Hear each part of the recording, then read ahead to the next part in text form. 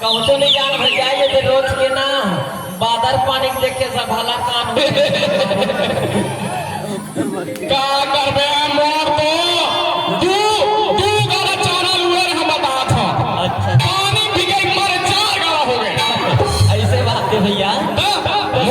सुना था भैया तो सुना बेटा तो हमारे खर्रा वाले भैया मन है ना कर्मा जयंती मनाना है कि आमंत्रण भेजे संगवारी।